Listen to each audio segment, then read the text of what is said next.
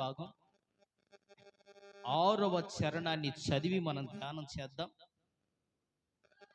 యెహోవా మహోన్నతుడైనను ఆయన దీనులను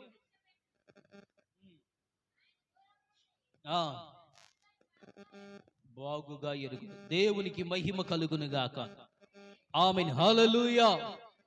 దేవుని బిడ్డలారా, ఇక మీరు జాగ్రత్తగా ఆలకించాలి. చదవబడినటువంటి లేఖన భాగంలో అద్భుతమైన విషయం ఏంటంటే, మనం ఆరాధించే దేవుడు మహా ఉన్నతుడు. ఏంటండి? మహా ఉన్నతుడు. ఎంత ఉన్నతుడంటే, ఈ భూమి ఆకాశాల్లో ఆయనంత గొప్పవారు లేరు. ఎవరు సమీపించలేనటువంటి ఓ గొప్ప తేజస్సులో మరణం అనేదే లేకుండా నివసించుతున్నటువంటి సర్వోన్నతుడైన దేవుడు ఆయన. నిత్యము శరాపులు కెరూబుల చేత పరిశుద్ధుడు పరిశుద్ధుడు పరిశుద్ధుడని గాన ప్రతిగానముల చేత కొనియాడబడుతున్న దేవుడు ఆయన. మహత్తు గల తన మాట చేత సర్వ సృష్టిని కలుగు చేసిన సృష్టికర్త ఆయన. మహా ఉన్నతుడు. ఆయన ఉన్నతమైనటువంటి స్థితిని, స్థాయిని ఎప్పటికీ ఎవరు చేరుకోలేరు. అంత గొప్పతనం. ఆయన ప్రేమించే విషయంలో మహోన్నతుడే, ఆయన కనికరించే విషయంలో మహోన్నతుడే, ఆయన సహాయం చేసే విషయంలో మహోన్నతుడే. అందరికంటే అన్నిటికంటే మహా ఉన్నతమైనటువంటి స్థాయిలో ఉన్న దేవుడు ఆయన. వాక్యం చెబుతుంది, ఆయన మహోన్నతుడైనప్పటికీ ఆయన దీనులను లక్ష్య పెట్టే దేవుడట. చప్పట్లు కొట్టి దేవుని స్తుతించండి. హల్లెలూయా. ఆయన మహోన్నతుడైనా సరే దీనులను లక్ష్య పెడతాడు. దేవుని బిడ్డలారా, లోకంలో బాగా ఉన్నత స్థితిగతులు కలిగిన వారు మనకుంటారు, మనకు తెలిసిన వాళ్ళు. సాధారణంగా ఒక ఎమ్మెల్యేకి పోటీ చేసే వ్యక్తి ఓట్ల కోసం వచ్చినంతగా గెలిచిన తర్వాత మనల్ని పట్టించుకుంటారంటావా? పట్టించుకోరు. ఓట్ల ఎలక్షన్ అప్పుడు పట్టించుకున్నట్లుగా ఆ తర్వాత గెలిచిన తర్వాత పట్టించుకోరు. ఎలక్షన్కు ముందు నువ్వు ఎక్కడున్నావు, ఏ ఊర్లో ఉన్నావో అన్ని విషయాలు కనుక్కొని నీతో మాట్లాడి, ఎవరి చేతైనా మాట్లాడించి బాగున్నారని ముందు ఒక మాట అని, ఆ తర్వాత రండి మనకు ఓటు వేయండి, రండి అవసరమైతే మీ ఛార్జీలు కూడా పంపుతాము, ఓటు డబ్బులు కూడా పంపుతాము అని మన మీద చాలా అభిమానం చూపుతారు. నువ్వు లేకపోతే కుదరదో, అసలు నువ్వు ఉంటేనే మన ఊరిలో అని చెప్పి ఇక మిమ్మల్ని ఆడి నుంచి పిలుచుకొచ్చిందాక ఒప్పుకోరు. ఇలాగా వాళ్ళు మీ పైన కాస్తంత శ్రద్ధ చూపినట్లుగా ఉంటారు. అయితే వాళ్ళకి అధికారంలోకి వచ్చిన తర్వాత, ఒక స్థానంలోకి వచ్చిన తర్వాత మనల్ని అంతగా లక్ష్య పెడతారంటారా? లక్ష్య పెట్టరు. నువ్వు బాగలేక అనారోగ్య పాలై మంచాన పడినా అప్పుడు ఎవరు పట్టించుకోరు. ఎలక్షన్ రాగానే పలానోడు ఏడి ఎక్కడున్నాడు రా, అవసరత రాగానే ఎవరైనా ఎక్కడున్నాడు, వాడిని పట్టుకుంటే పని అయింది అని చెప్పి అక్కడికి వెళ్తారు. వెళ్ళేసరికి మంచం గురే, ఏందిరా మాకు ఒక మాట అన్న చెప్పలేదే, మాకు ఒక మాట అన్న చెప్పలేదే అని మాట్లాడతారు. దేవుని బిడ్డారా, లోకంలో ఉన్నతమైన స్థానాల్లో ఉండేవారు చాలా మంది ఉన్నారు. కొంతమంది దగ్గరికి మనం వెళ్ళగలుగుతాం, కొంతమంది మాత్రమే మనల్ని పట్టించుకుంటారు. కానీ దేవుని వాక్యం చెబుతుంది, మనం ఆరాధించే దేవుడు ఆయన ఒక స్థాయి మారిన తర్వాత తన ప్రజలు విడిచిపెట్టే దేవుడు కాదు. ఆయన మహా ఉన్నతుడైనప్పటికీ దీనులను కూడా ఆయన లక్ష్య పెడతాడు. చప్పట్లు కొట్టి దేవుని స్తుతించండి. హల్లెలూయా. నువ్వు ఎంత దీన స్థితిలో ఉన్నా గానీ ఆయన విషయమై శ్రద్ధ వహిస్తాడు, లక్ష్య పెడతాడు. కొన్ని సందర్భాల్లో మిమ్మల్ని ఎవరు పట్టించుకోవట్లేదు అన్నట్లుగా అనిపించింది. చివరకు మీ ద్వారా మేలు పొందిన వారు సహితం మీకున్నటువంటి ప్రతికూలతను బట్టి, మీకున్నటువంటి ఇబ్బందులను బట్టి ఈరోజు మనల్ని ఎవరు మన ముఖం చూసేవాళ్ళు లేరు అన్నట్లుగా చాలా సందర్భాల్లో మమ్మల్ని పట్టించుకునేవారు లేరు, మమ్మల్ని చూసేవాళ్ళు లేరు అన్నట్లుగా ఒకవేళ మీ హృదయాంతరంగంలో కనుక నిరాశ ఉంటే, మనందరికీ ఒక శుభవార్త. మనం ఆరాధించే దేవుడు ఆయన ఎంత ఉన్నత స్థితిలో ఉన్నా, నిత్యము ఆయన ఆరాధనకు యోగ్యుడిగా ఆరాధించబడుతున్నా, అంతటి వైభవంలో ఉన్నా కానీ దేవుని ప్రజలారా ఆయన మన లక్ష్య పెడతాడు. ఒక విషయాన్ని మీకు జ్ఞాపకం చేస్తా. నేను కాస్తంత యవ్వన కాలంలో ఉన్నప్పుడు 16-17 సంవత్సరాల కాలంలో మా బంధువుల పెళ్లి ఒకటి జరిగింది. పెళ్లి జరిగినటువంటి సందర్భంలో పెళ్లికి ముందే ఒక వారం రోజుల నుంచి చిన్న పని పెద్ద పని అన్నీ చేస్తా వచ్చా. తీరా ఫోటోలు దిగే టయానికి అందరిని పిలిచి ఫోటోలు దిగుతున్నా కానీ నన్ను మాత్రం పిలవలే. ఏం పిల్లోడే అనుకున్నారో ఏమో, నాకు అర్థం కాల. అందరిని పిలిచారు, నూరా వాళ్ళు వద్దొద్దు అన్నా కానీ వాళ్ళు పిలిచి మరీ ఫోటోలు దిగారు. మరి ఇంతకాలం నుంచి తనతో ఉంటూ తనకి అండగా ఆధారంగా ఉంటూ అన్ని విషయాల్లో తోడుగా ఉండి ఇన్ని చేస్తే కనీసం ఓ ఫోటో దిగుదవురా నాతో అని అనలా. కాస్తంత ముఖం చిన్నబుచ్చుకొని బాధ అనిపించింది. వాస్తవంగా నిజమే కదా. చాలా సందర్భాల్లో దేవుని ప్రజలారా, కొంతమంది సాధారణంగా ఉన్నప్పుడు మనల్ని పట్టించుకున్నట్టుగా వాళ్ళకు ఉన్నత స్థాయిలోకి వెళ్ళిన తర్వాత మనం పట్టించుకోరు. అప్పుడు మనకు బాధ అనిపించింది, అరే ఇప్పుడు నేనే ఉన్నానండి, అంతెందుకు నేనే ఉన్నాను. నేను వచ్చినప్పుడు మీతో ప్రారంభ దినాల్లో వచ్చినప్పుడు ఒకలాగుండి, తర్వాత స్థిరపడిన తర్వాత నేను మిమ్మల్ని పెద్దగా పట్టించుకోకపోతే అది మీకు బాధ అనిపించిద్దా లేదా? ఏంది, ఖచ్చితంగా బాధ అనిపించింది. ఒకప్పుడు అన్న బాగా పలకరించేవాడు, ఇంటికి వచ్చేవాడు, ఏందక్క బాగున్నారనేవాడు, పలకరించాడు, ప్రార్థన చేసేవాడు. ఇప్పుడు అసలు పెద్దగా పట్టించుకోవట్లేదన్నా అని అనిపించింది కదా. పైకి అనకపోయినా మనసులో అనిపించింది. నేను అంటాను దేవుని బిడ్డలారా, లోకంలో ఉన్న వాళ్ళు ఒకవేళ మర్చిపోవచ్చు, ఒకవేళ దైవజనుడు మిమ్మల్ని మర్చిపోవచ్చు, కానీ నీ కోసం ప్రాణం పెట్టిన దేవుడు ఎప్పుడు మర్చిపోడు. స్తోత్రం చెప్పండి. హల్లెలూయా. ఆయన నిన్నెప్పుడు లక్ష్య పెడతాడు. ఆయన మహా ఉన్నతుడైనా సరే, నువ్వు ఎంత దీన స్థితిలోనికి పడిపోయినా ఆయన మాత్రం నిన్ను లక్ష్య పెడతాడు. ఆయన నిన్ను మర్చిపోడు. నీ విషయమై ఆయన ఒక శ్రద్ధ వహిస్తాడు. మనుషులు నిన్ను పట్టించుకోలేదని, మనుషులు నిన్ను లెక్క చేయట్లేదని చెప్పి నువ్వు దిగులు పడబాక, కంగారు పడబాక. చాలా మందికి వాళ్ళ పిల్లల్ని అల్లారు ముద్దుగా పెంచి గుండెల మీద ఎత్తుకొని ఆడించి, భుజాల మీద ఎత్తుకొని ఆడించి, వాళ్ళు పెద్దోళ్ళు అయిన తర్వాత తల్లిదండ్రులు పట్టించుకోకపోతే అది వాళ్ళ హృదయంలో చాలా బాధ అనిపించింది. పిల్లలు లేని వాళ్ళకి ఎంత బాధో, ఎంతమంది పిల్లలు ఉన్నా కానీ వాళ్ళు పట్టించుకోకపోతే వాళ్ళు కూడా అంతే బాధపడతారు. పిల్లలున్న వాళ్ళ పరిస్థితి ఒకటే, లేని వాళ్ళ పరిస్థితి కూడా ఒకటే. అంతేనంటారు కాదంటారా? ఈ రోజున మమ్మల్ని పట్టించుకోవట్లేదు మా పిల్లలు అని కొంతమందికి బాధ అనిపించింది. అదే మా పిల్లలు నన్ను పట్టించుకుంటే నా పరిస్థితి ఇలాగ ఎందుకు ఉండిద్ది అన్నట్లుగా అనిపించింది. దేవుని బిడ్డలారా, అది మనుషుల మనస్తత్వం అలాంటిదే. ఒక కుటుంబం అయ్యాక, కొన్ని బాధ్యతలు వచ్చాక నిన్ను పట్టించుకోవడం మనుషులకు కష్టంగానే ఉండిద్ది. నువ్వు వాళ్ళ మీద ఆధారపడితే నీ జీవితం ఇంకంత అయిపోయింది అన్నట్లుగా అనిపించింది కూడా నీకు. ఎవరినైతే నువ్వు ఆధారం చేసుకున్నావో, నీ అవసరం తీరిన తర్వాత వారు నీకు దూరం అయిపోయిన తర్వాత చాలా సందర్భాల్లో తల్లిదండ్రుల గురించి ఆలోచిస్తే బాధ అనిపించింది. వాళ్ళకి లేకపోయినా ఇంట్లో కొద్దిగున్న అది పిల్లలకు పెట్టి తల్లిదండ్రులు పస్తు పడుకునే రోజులు తల్లిదండ్రులకు చాలా మందికి తెలుసు, మీకు తెలుసు ఆ విషయాలు. కానీ పిల్లలు పెద్ద అయిన తర్వాత కనీసం సద్దన్నం కూడా పెట్టలేనటువంటి పరిస్థితులు ఉంటాయి.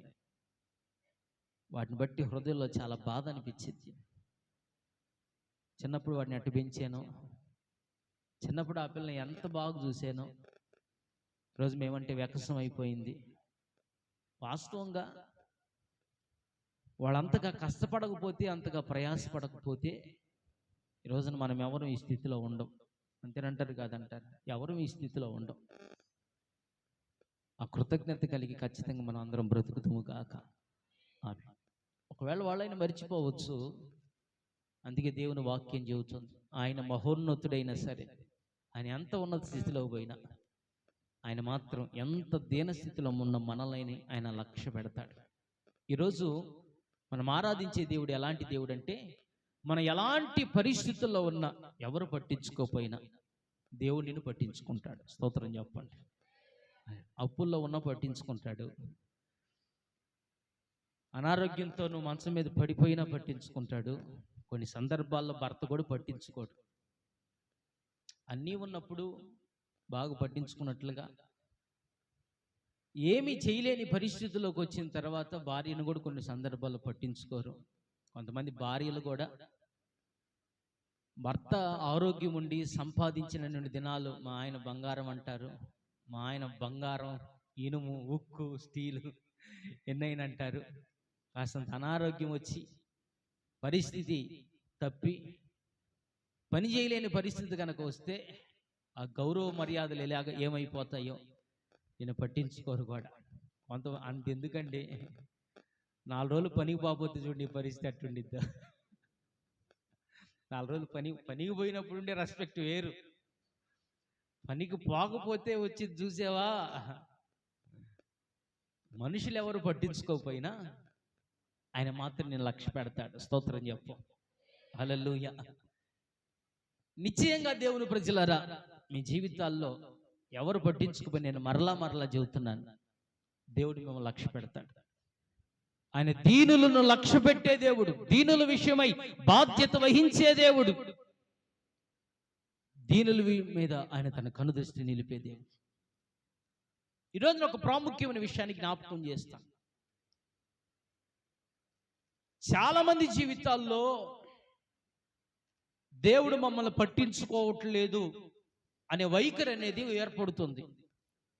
దేవుడే కనుక మమ్మల్ని చూస్తే, దేవుడు మమ్మల్ని పట్టించుకుంటే మేము ఇలాగ ఎందుకుంటాం పాస్టర్ గారు అని అనిపించింది.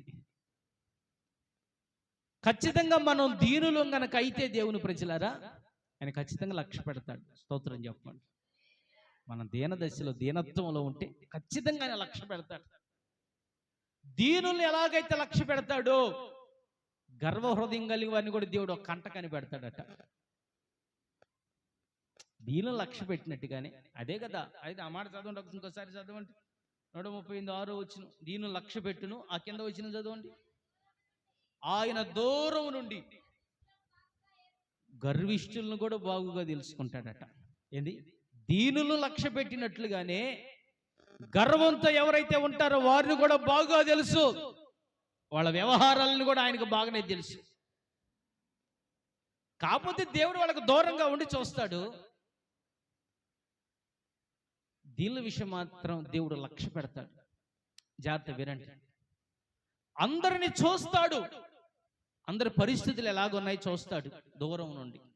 అయితే లక్ష్య పెట్టేది మాత్రం, పట్టించుకునేది మాత్రం, బాధ్యత వహించేది మాత్రం ఎవరి మీద చెప్పండి? దీనుల మీద. ఎవరి మీద? దీనుల మీద ఆయన లక్ష్య పెడతాడు. ఆయన దీనుల్ని లక్ష్య పెడితే కలిగే ప్రయోజనాలు చాలా ఉన్నాయి దేవుని ప్రజలారా. ఎవరైతే దీనత్వం కలిగి బ్రతుకుతారో దేవుడు వారిని లక్ష్య పెడతాడు. ఈరోజు మనం ఏం నేర్చుకోవాలంటే, ఆయన మనలో నుంచి కోరుకుంటున్నటువంటి విషయం ఏంటంటే దీనత్వం. ఏంటి చెప్పండి? చెప్పలా మీరు? దీనత్వం. పురుషులు చెప్పండి, దీనత్వం కోరుకుంటున్నాడు. మీరు జాగ్రత్తగా ఆలకించాలి. ఎందుకు? ఎవరైతే దీనత్వం కలిగి ఉంటారో వారిని దేవుడు లక్ష్య పెడతాడు. మీలో ఎవరికైనా దీనమ్మని పేరుందా? పోనీలే, బతికిపోయా. కొంతమంది దీనమ్మని పేరు పెట్టుకుంటారు, అసలు దీనత్వమే ఉండదు. దీనత్వమే ఉండదు. వాళ్ళకు వేరొక పేరు పెట్టాలి. ఆ పేరేంటో నేను ఆలోచించి చెబుతా, ఇప్పుడు చెప్పను. మేము చదువుకునే రోజుల్లో ఇంగ్లీష్ టీచర్ ఉండేవాడు. ఒక ఆమె దయ్యం అని మా క్లాస్మేట్ ఉండేది. పుస్తకాలు పొరపాటును పట్టుకోదు. సార్ అంటాడు, దయ్యమ్మ పుస్తకాల మీద కాస్త దయ చూపమ్మా అంటాడు. ఆ రకంగా కొంతమందికి దీనం అని పేరు పెట్టుకుంటారు, దీనత్వం పొరపాటును కూడా ఉండదు. ఈరోజు నిశ్చయంగా మనందరం దీనత్వం నేర్చుకుందుముగాక. ప్రభు మనకు దీనత్వాన్ని నేర్పుతాడు. ఆయన కాడి కిందకు వస్తే ఆయన దీనత్వం నేర్పుతాడు. ఇంతకీ దీనత్వం కలిగిన వారికి దేవుడు లక్ష్య పెట్టి ఏం చేస్తాడు, వాళ్ళని పట్టించుకొని ఏం చేస్తాడయ్యానంటే 35వ కీర్తన 10వ చరణాన్ని చదవండి. 35వ కీర్తన 10వ చరణాన్ని కనుక చదివితే, అప్పుడు యెహోవా నీ వంటి వాడెవడు, మించిన బలము గలవారి చేతి నుండి దీనులను దోచుకుని వారి చేతి నుండి దీనులను దరిద్రులను విడిపించువాడు నీవే. దేవునికి స్తోత్రం చెబుదామా? హల్లెలూయా. మీరు జాగ్రత్తగా ఆలకించాలి. ఎవరైతే దీనత్వం కలిగి బ్రతుకుతారో దేవుడట వారిని విడిపిస్తాడట. ఏం చేస్తాడు చెప్పండి? విడిపిస్తాడు. మనకంటే మించిన బలవంతుల చేతిలో నుంచి, మనల్ని దోచుకునే వారి చేతిలో నుంచి, మన కష్టాన్ని దోచుకునే వారి చేతిలో నుంచి దేవుడు విడిపిస్తాడు. కొంతమంది వారికంటే మించిన బలవంతుల చేతిలో పడిపోయారు. అందులోంచి బయటికి రావడం వాళ్ళ వల్ల కాదు. నువ్వు దీనుడు అయితే, నువ్వు ఎంతటి బలవంతుల చేతిలో ఉన్నా దేవుడు ఇట్టే విడిపిస్తాడు. స్తోత్రం చెప్పండి. హల్లెలూయా. కొంతమందికి అనిపించింది, మా డబ్బులు పలానా చోట ఇరక్కపోయాయండి, మా స్థలం కాగితాలు ఒకరి చోట ఇరక్కపోయాయండి. కొంతమంది అసలు వాళ్ళ జీవితాలే కొంతమంది జీవితాలకి, కొంతమంది బ్రతుకులకి అలాగ బందీలు అయిపోయారు. వాళ్ళలోంచి విడుదల పొందడం వాళ్ళ వల్ల కాదు. ఫరో అనేవాడు లోకంలో బలవంతుడు. ఇశ్రాయేలుని దేవుని ప్రజలు 400 సంవత్సరాలు బంధించాడు. కఠినమైన బానిసత్వం చేయించుకున్నాడు. ఒకసారి దేవుడు కలుగు చేసుకున్నాడు, లక్ష్య పెట్టాడు, మహిమ కలిగిన అద్భుతాలు చేశాడు. ఒకే ఒక్క రాత్రిలో విడిపించాడు. చప్పట్లు కొట్టి దేవుని స్తుతించు. హల్లెలూయా. దేవుడు నిన్ను విడిపించడానికి ఒక్క నిమిషం చాలు. మించిన బలవంతుల చేతిలో నుంచి, నిన్ను దోచుకునే వారి చేతిలోంచి, నీ కష్టం, నీ బలం, నీకున్నటువంటి గౌరవం, పేరు, ప్రతిష్టతలు దోచుకునే వారి చేతిలోంచి దేవుడు నిన్ను విడిపించగలడు. నువ్వు దీనుడు అయితే నిన్ను విడిపించగలడు. ఆయన విడిపించి వర్ధిల్ల చేయగలడు. ఇశ్రాయేలుని విడిపించాడు. ఫరో వంటి మహారాజుల సహితం అధికారుల అధమును అణిచిన గొప్ప దేవుడు ఆయన. స్తోత్రం చెప్పు. హల్లెలూయా. ఫరో మనసును అణగొట్టాడు. నువ్వు ఎవరి చేతిలో ఉన్నావు? ఎలాంటి బలవంతుల చేతిలో నువ్వు ఉన్నా దేవుని ప్రజలారా, ఆ దేవుడు నిన్ను విడిపిస్తాడు. నిన్ను దోచుకునే వారి చేతులోంచి విడిపిస్తాడు. నీ కష్టార్జితం దోచుకున్న వారి చేతులోంచి దేవుడు నిన్ను, నీ కుటుంబాన్ని ఈ రోజున నిశ్చయముగా విడిపించునుగాక. హల్లెలూయా. ఇది మొదటి మాట. అంత మాత్రమే కాదు, కొంతమంది జీవితాల్లో కొన్నిటికి బంధించబడ్డారు. అవేంటంటే వ్యసనాలు. ఏంటి అంటే వ్యసనాలు. వీళ్ళు ఆ వ్యసనాలకు సరదాకు అలవాటు పడ్డారు. ఆ తర్వాత దాంట్లో పడిపోయారు. దాంట్లో పడిపోయారు. పలు విధాలైన వ్యసనాలు. అంతెందుకండి, సిగరెట్ తాగేవాడు ఫస్ట్ ఎట్లా ప్రారంభిస్తాడంటే ఏదో సరదాగా అన్నట్లుగా ప్రారంభిస్తారు. 1 కాస్త 2 అయింది, 2 కాస్త 3 అయింది, ఇంకా అలా పెరుగుకుంటూ పోద్ది. ఆ తర్వాత తనకే అనిపించింది. డాక్టర్ గారు కూడా అంటాడయ్యా, బాగా తాగటం అలవాటు చేసుకున్నావు, నీకు అనారోగ్యం వచ్చేసింది, బాగా తాగి తాగి ముందు తాగితో వచ్చేసావు, నీ శరీర భాగాలన్నీ చెడిపోయాయి, నువ్వు తాగితే చచ్చిపోతావు అంటారు. వాడికేం బతకాలనిపించింది. కానీ తాగకుండా ఉండలేడు. ఏంటంటే తాగకుండా ఆ మనసు అలాగ లాగేసిద్ది. ఇక ఒకవేళ మన వాళ్ళని, నీకు బుద్ధి లేదా, డాక్టర్ చచ్చిపోతాడని చెప్పారు, పిల్లలకి పెళ్ళిళ్ళు కూడా చేయలేదు, నువ్వు ఇంకా మాకు అండగా ఆధారం లేకుండా పోతావా, వద్దని చెప్పారు కదా అని ఎన్నిసార్లు మాట్లాడినా నేను చేయగలిగింది ఏం లేదు. తాగితే చచ్చిపోవటమేమో కానీ తాకపోతే ముందు, దానికంటే ముందు నేను చచ్చిపోయేటట్టున్నాను. కొంతమంది దానికి బానిస అయిపోయారు. వాళ్ళ మనసులో తాగాలనే ఉద్దేశం లేదు, కానీ దానికి అలవాటు పడిపోయారు. కొంతమంది అపవిత్రమైన సంబంధాలు కూడా అలాగే అలవాటు పడిపోయారు. కొంతమంది సీరియల్కి, సినిమాలకు అలాగే అలవాటు పడిపోయారు. వాళ్ళకు చెయ్యాలని అనిపించదు, కానీ చేయకుండా ఉండలేరు. వాళ్ళు వాక్యం విన్నప్పుడు వాటికి దూరంగా ఉండాలనిపించింది. చాలా సందర్భాల్లో యవనస్తులు అశ్లీలతలకు సెల్ ఫోన్లో చూడకూడనటువంటి విషయాలు కొన్ని ఉంటాయి. అవి చూడకూడదని అనుకుంటారు, కానీ మనసు అలాగే లాగేస్తూ ఉండిద్ది. దాంట్లో నుంచి విడుదల పొందడం చేత కాదు. తర్వాత బాధపడతారు, నేను ఎందుకు ఇలాగ అయిపోయాను అని అనిపించింది. ఎందుకు ఇలాగ తల్లిదండ్రుల మాటకు అవిధేయురాలిని అయిపోతున్నాను అని అనిపించింది. కానీ అందులోంచి బయటికి రాలేదు. దేవుని ప్రజలారా, దేవుని వాక్యం చెబుతుంది, ఆయన మించిన బలవంతుల చేతిలో నుంచి, నిన్ను దోచుకునే వారి చేతిలో నుంచి ఆయన నిన్ను విడిపించడానికి ఈరోజు సిద్ధంగా ఉన్నాడు. స్తోత్రం చెప్పండి. హల్లెలూయా. ఆయన దీనులను విడిపిస్తాడు. దోచుకునే వారి చేతుల నుంచి విడిపిస్తారు. ఎంతకాలం మీరు ఎక్కడ బందీలు అయిపోయారు, ఏ విషయంలో మీరు గెలవలేకుండా ఉన్నారో, దేవుడే నీ పక్షంగా ఉండే ఒక గొప్ప విజయాన్ని నీకు ఇవ్వబోతున్నాడు. చప్పట్లు కొట్టి దేవుని స్తుతించండి. హల్లెలూయా. మీ జీవితంలో ఒక గొప్ప విజయం.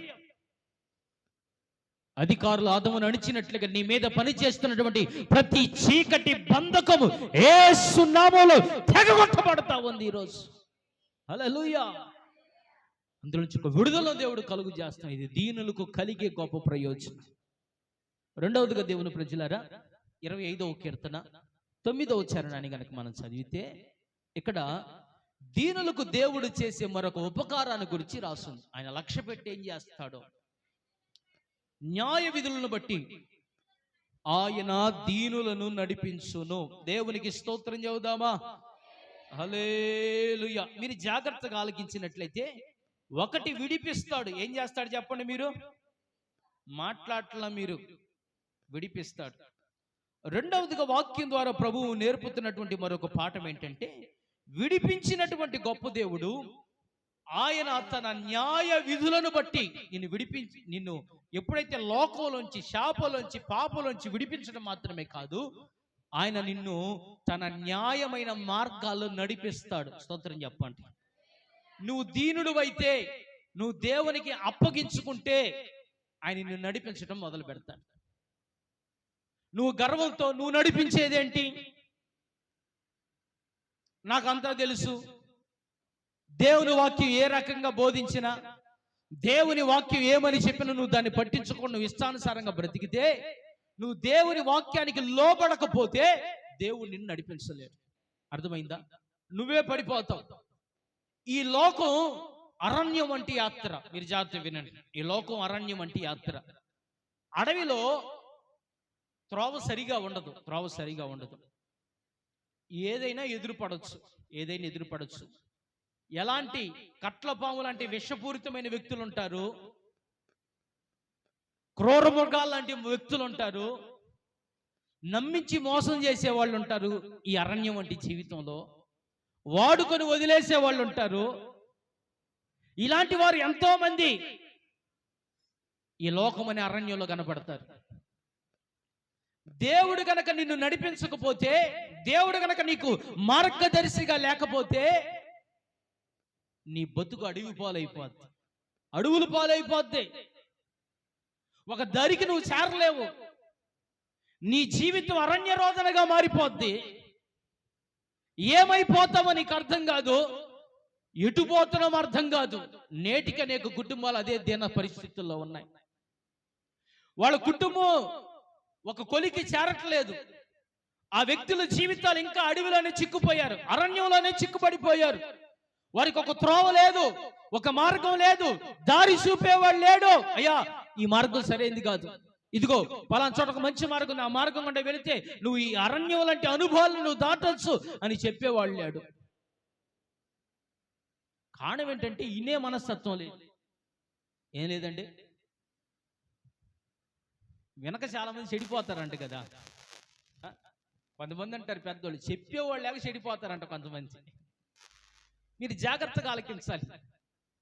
దేవుడు మిమ్మల్ని విడిపించడం మాత్రం కాదు, ఈ భయంకరమైనటువంటి ఈ లోకంలో నీకు ఒక దారి, ఒక గురి, గమ్యం తెలియనటువంటి ఈ లోకంలో నీ జీవితం ఎలాగ బ్రతకాలో, నువ్వు ఎలాగ ముందుకు కొనసాగాలో, నీ జీవితానికి క్షేమం ఎక్కడ దొరుకుతుందో, నీ బ్రతుకుకు నిరీక్షణ ఎక్కడ దొరుకుతుందో, నీ బిడ్డల జీవితాలకి ఆశీర్వాదకరమైన మార్గం ఏంటో, అలాంటి మార్గంలోనికి దేవుడు నిన్ను నడిపిస్తాడు. స్తోత్రం చెప్పండి. హల్లెలూయా. ఒకటి విడిపిస్తాడు, రెండోది ఏం చేస్తాడు? నడిపిస్తాడు. ఆయన నడిపిస్తాడు. మూడవదిగా దేవుని ప్రజలారా, యెషయా గ్రంథం 57వ అధ్యాయం 15వ వచనం. యెషయా గ్రంథం 57వ అధ్యాయం 15వ వచనాన్ని చదివితే, మహాగణుడును, మహోన్నతుడును, పరిశుద్ధుడును, నిత్య నివాసి ఉన్నవాడు సెలవిస్తున్నాడు. జాగ్రత్తగా, నేను మహోన్నతమైన పరిశుద్ధ స్థలముల్లో నివసించువాడను అయినను, మీరు జాగ్రత్తగా ఆలకించాలి, వినయము గలవారి ప్రాణమును ఉజ్జీవింపజేయుటకును, నలిగిన వారి ప్రాణమును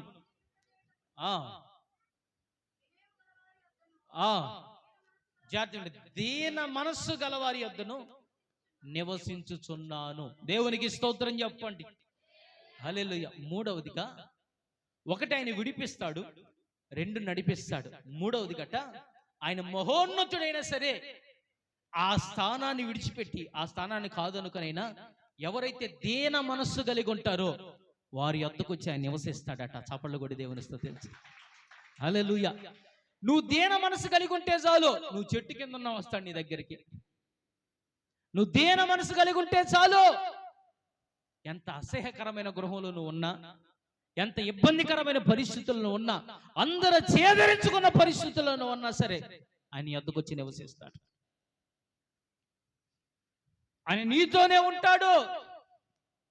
నువ్వు దీన మనసు కలిగి బ్రతికితే చాలు.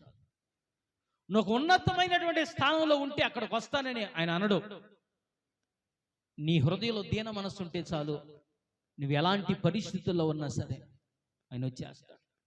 కొన్ని సందర్భాల్లో మీ సొంత వాళ్ళే నీ దగ్గరకు రావటానికి అంతగా మనసు ఒప్పుకోదు. మీకు ఒక విషయం తెలుసా? కొందరు మనం గమనిస్తూ ఉంటాం. అంతెందుకండి, మనమే కొన్ని ఊళ్ళకు పోతాం. ఆ ఊర్లో మనకు తెలిసిన వాళ్ళు కూడా ఉంటారు, కానీ అందరి దగ్గరికి పోం. మనం ఎవరో అవసరం వాళ్ళ దగ్గరికి పోతాం, వస్తాం. బాగా ఇబ్బందులు ఎవరైతే ఉన్నారో వాళ్ళని కలవడానికి మనం కూడా అంత ఇష్టపడం. చాలా సందర్భాల్లో మీ బంధువులే, మీకు తెలిసిన వాళ్ళే మీ ఊరు వచ్చి, మీ బజారుకు వచ్చి మిమ్మల్ని కలవకుండా వెళ్ళిన రోజులు లేవంటారా? మిమ్మల్ని కలవకుండా వెళ్ళిన రోజులు ఉంటాయి. మీ ఇంటికి వచ్చి కనీసం గ్లాసు మంచిలు కూడా తాగకుండా వెళ్ళిన రోజులు ఉంటాయి. వాళ్ళకి ఎందుకు మీ ఇంటికి రావటం ఇష్టం అనిపిస్తుంది. ఎందుకనంటే ఏముంది, అంత దరిద్రం తప్పితాడా? ఏముంది? అదే నువ్వు మంచి గృహం కట్టుకొని ఒక మంచి స్థానంలో ఉంటే, నీ దూర బంధువు కూడా వచ్చాడు, పోతాడు, మనోడు ఒకడు ఉన్నాడు, మనకు తెలిసిన అక్క ఉంది, పలకరించిపోతాం, ఎప్పటికైనా మంచిది అని వెళ్తారా లేదా? మనుషుల మనస్తత్వాల్లో తేడా ఉండొచ్చు, కానీ దేవుల్లో వ్యత్యాసం ఉండదు. ఆయన మహోన్నతమైన సర్వోన్నతమైన స్థలాల్లో నివసించేవాడైనా నువ్వు దీన మనసు కలిగి ఉంటే చాలు. ఆ ఒక్క మనసును బట్టి దేవుని ప్రజలారా ఆయన వచ్చి నీ దగ్గర నివసిస్తాడు. చప్పట్లు కొట్టి దేవుని స్తుతించాలి. హల్లెలూయా. కృపా సత్య సంపూర్ణమై మా మధ్యలో నివసించుట న్యాయమా, మము పరిశుద్ధ పరచుటే నీ ధర్మమా, మహాగణుడవు మహోన్నతుడవు, పరిశుద్ధ స్థలములోనే నివసించువాడవు, కృపా సత్య సంపూర్ణమై మా మధ్యలో నివసించుట న్యాయమా, మమ్ము పరిశుద్ధ పరచుటే నీ ధర్మమా, మహాగణుడవు మహోన్నతుడవు, పరిశుద్ధ స్థలములోనే నివసించువాడవు. దేవునికి స్తోత్రం. హల్లెలూయా. ఆయన దీనులను విడిపిస్తాడు, రెండవదిగా దీనులను నడిపిస్తాడు, మూడవదిగా దీనుల యొద్ద నివసిస్తాడు. స్తోత్రం చెప్పండి. హల్లెలూయా. నాలుగవదిగా 147వ కీర్తన 6వ చరణం. 147వ కీర్తన 6వ చరణాన్ని కనుక చదివితే, యెహోవా దీనులను లేవనెత్తువాడు. స్తోత్రం చెప్పండి ఒక్కసారి. హల్లెలూయా. మీరు